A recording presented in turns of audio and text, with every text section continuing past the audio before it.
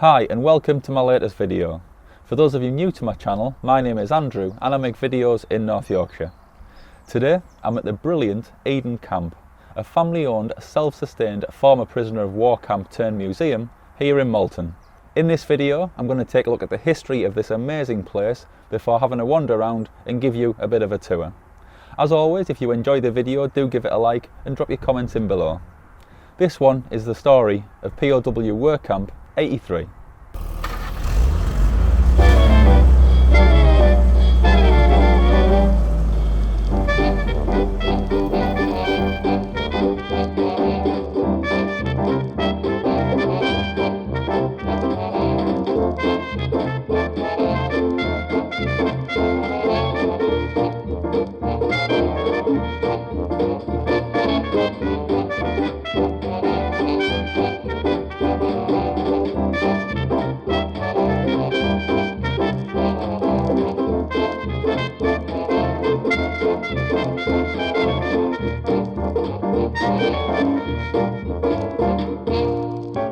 As soon as you enter this place, you're aware you're going back in time.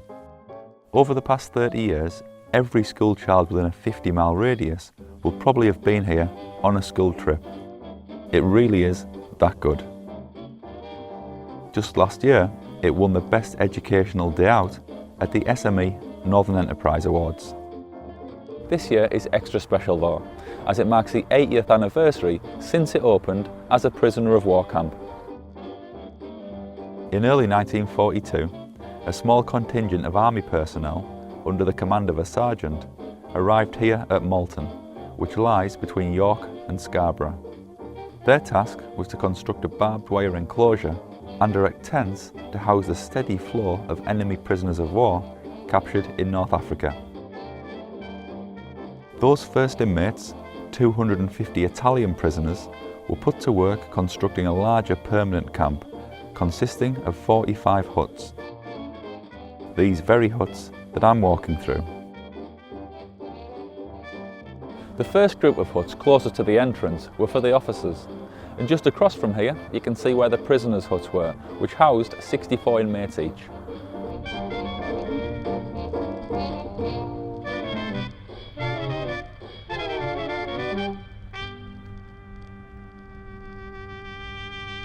One thing I have to point out here is that this was very much a low security camp. There was no 10-foot high security perimeter fence with armed guards and observation towers, and although I do love what these bring to the place, they are fictional and here for show. A simple white picket fence was the dividing line between the officers and the inmates.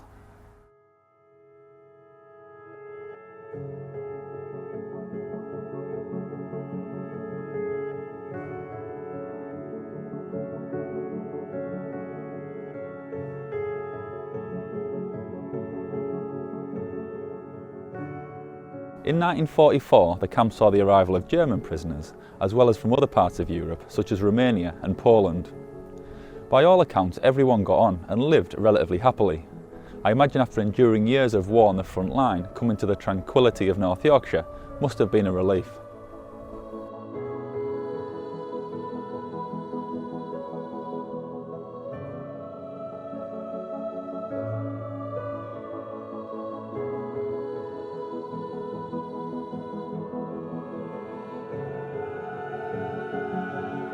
But it wasn't completely the easy life for the prisoners.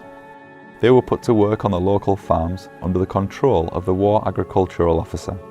This continued post-war until 1948. Any records that were kept by the Ministry of Defence were destroyed once the war ended, so there's very little in the way of physical evidence of the 6 years that the camp was operational.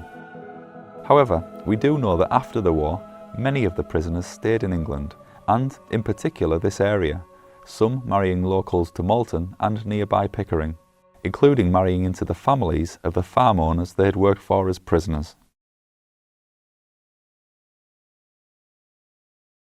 During the years that followed, with the exception of some storage by local farmers, the site sat largely untouched. That was until 1985, when local businessman Stan Johnson wanted to buy it to create a crisp factory. However, that plan changed when he was approached on site one day by three elderly strangers who asked if they could take a look around. It turned out that the trio were Italians who had been held at POW Work Camp 83 and, with fond memories, had returned to visit their old home. With the camp still generally intact, and 35 of the original 45 huts roughly in the same condition as when the last of the 1,200 inmates left almost 40 years earlier, Stan bought the site and initially invested £750,000 to create what was believed to be the world's only modern history theme museum. Despite his idea being ridiculed and dismissed by many, Eden Camp opened 2 years later, in 1987. Today, the prisoners' huts make up the museum. Other than the roofs which had to be replaced due to asbestos, these are the original buildings of the camp. They've been re-equipped to tell the story of the People's War, the social history of life in Britain between 1939 and 1945. There are realistic moving figures as well as authentic sounds and smells, all created to transport you back in time. And I'll now take you for a wander around some of them. Each hut covers a different aspect of the war, starting with the rise of the Nazi Party, Hitler and the outbreak of war. Then it moves to things closer to home: rationing, the Save It campaign, evacuees, propaganda, the Home Guard, the Home Front, the Blitz, women at war, the Land Army and Timber Girls, the munitions factories. The list goes on, and it's all here. But there was only one hut I could start in, given what I've shown you already, and that's this one, dedicated to showing the life of a prisoner of war.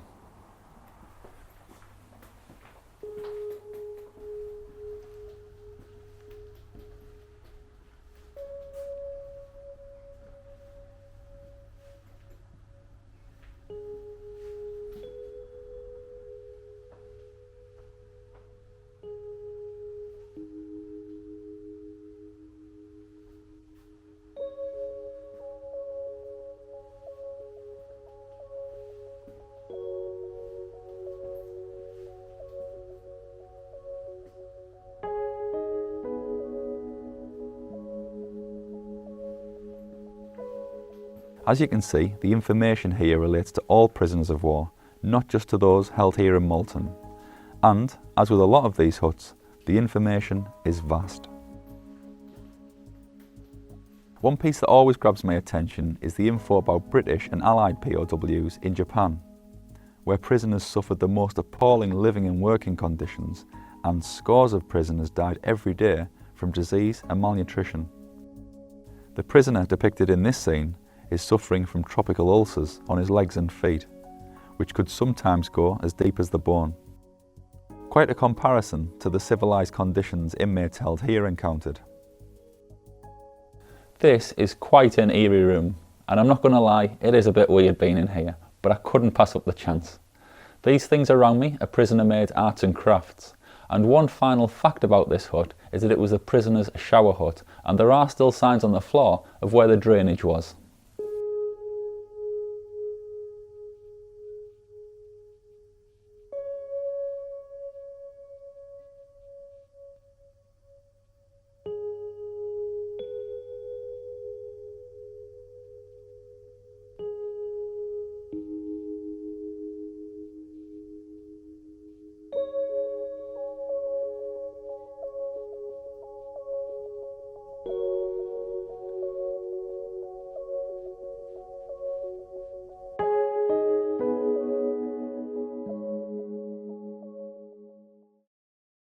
The sheer size of Eden Camp and the amount of information displayed here mean it would be impossible to show you everything in my style of videos.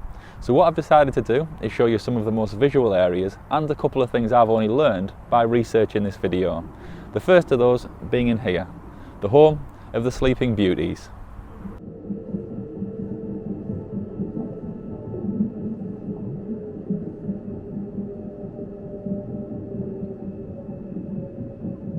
Despite the name, the purpose of these was anything but beautiful. Well, depending what side you were on, I guess. Their official name was MSCs, Motorised Submersible Canoes, created to sneak into enemy-held harbours to wreak destruction. Eden Camp has 3 of these, and they were the successors to the famed Man's torpedoes, or underwater chariots. The size and weight meant they could be carried in the torpedo storage compartments of a submarine. As the war progressed, coastlines and harbours increased the defences with torpedo nets, mines, harbour patrols and anti-aircraft guns to reduce the vulnerability of ships at anchor. So stealth attacks were quickly recognised as a means of overcoming these defences. When the operator approached his target, he'd bring this to just below the surface so only his head was above the water and he could get a bearing on his position. Once he'd set the explosives and set the timer, he'd then have to get out of there before it went off.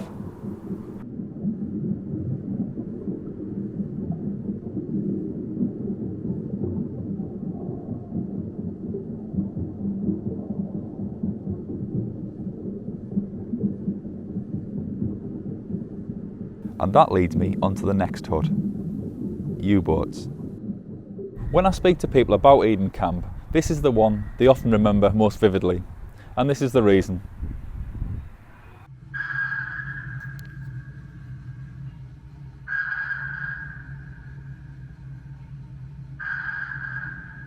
I can never walk around here without thinking of the 1980s film Das Boot, about the crew of a German U-boat. I'm almost certain that Stan must have based this hut on that film. If you've not seen it, I'll drop a 1-minute trailer in this video's description. Definitely worth checking out.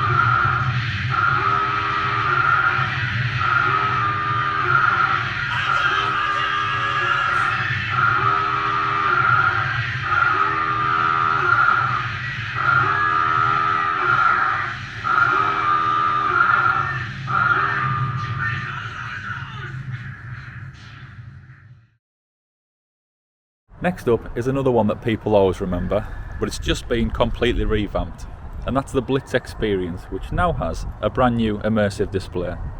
This is top secret stuff, so I can't give much away or I'll be in for a court-martial. Let's see what it's about.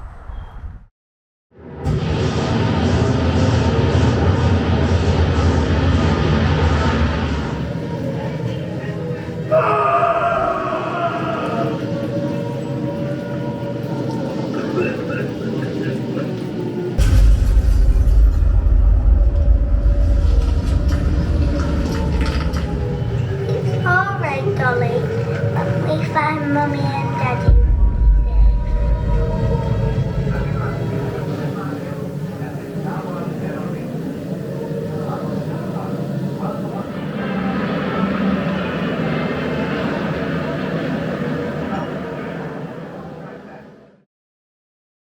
So this is the final hut I'll be covering in the video, dedicated to the RAF and Bomber Command, and my personal favourite.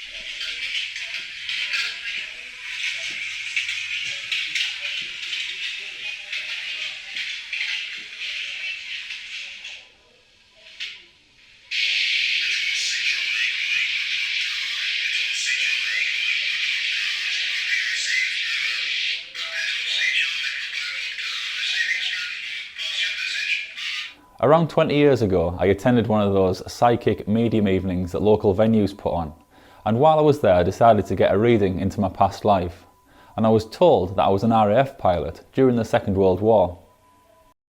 You did do it before you were 21, 22. You got your grade, but it should be that pilot. And you would have been one of the younger ones. However, the skies are clear. In other words, there's no war at that moment, probably at least for 2 or 3 years anyway. I still have a feeling your name was Edward. I can't see anymore. But I get the feeling it's a slightly longer name. And I'm not certain, but I think it begins with A. And it's either Edwin or Edward or something. But I just think it begins with a B. I think, I'm not certain, but it's longer. Saying like Beardmore, maybe Broadmoor, I don't know. It's something like that. But I feel like it's checkable. So I don't think you got to 23 before the war started. For the record, I couldn't believe less stuff like that now. But back then I was into that kind of thing and I was curious as to what they'd come out with. I also think as a young girl, who are also dressed in the uniform, you meet them. I would say like mid brown hair, naturally very pretty girls. More likely to do with coordinations that you seem to be quite fond of at that stage. If you were just a girl you seem to be connecting to and you seem to be very keen on thinking she would be in the future. I'm going to say ironically, you went all the way through it very well. There is no great problem. Everything is looking rosy. You look like a quiet hero that's extremely fortunate. And I actually think the irony is, your plane on the day you died developed a fault. I don't think you got hit out of the sky or anything else. I think your plane developed a fault. You were jamming all the way through that. Only once did you really think you could have had it.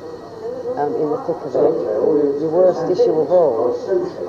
But ironically, you were going out on one, and I don't even know if it was just a test or the real deal. It just developed an engine fault, and it spiralled. I'm going to say I think you were still in it when it hit, but I do think it was absolutely a smack bang incident, and I do think it was still in Britain. It wasn't very pleasant. So it would have been a little while of panic before you would have slightly blacked. But that's how it proved it. So you went way too soon. I found it interesting but didn't really think anything more of it. And then around 3 years later I went to a Spiritualist Church with some friends. And as I was walking in there was an old lady sat on her own at the back. And as I walked past her she put her hand out and grabbed my arm and said to me, "I've been coming here for years and never experienced anything like this, but as you've walked in I've just got this overwhelming sense of a figure over your shoulder and he's wearing an RAF pilot uniform and I just felt I had to tell you." And then she kind of just backed off into a chair and she looked really shook up about it and I didn't feel great about it myself, to be honest. Anyway, why am I sharing this with you? Well, for me, being here at a location like this, there was only one way I could end this video.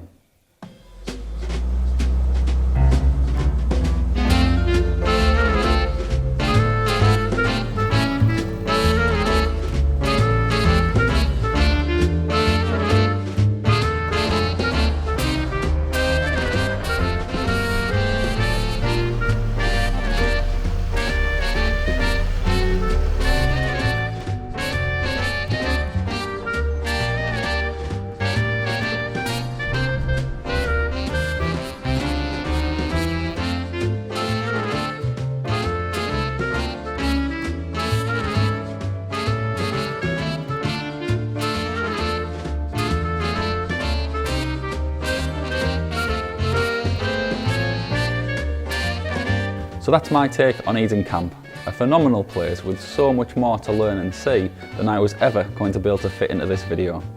So if you're looking for somewhere to visit for a day out, get yourself here. I hope you've enjoyed it and learned a thing or two. If so, do hit the like button, drop your comments in below and make sure you subscribe to my channel if you haven't already. I'm going to enjoy a drink of Eden Camp's finest. Thanks for watching and I'll see you again soon for the next one. Cheers.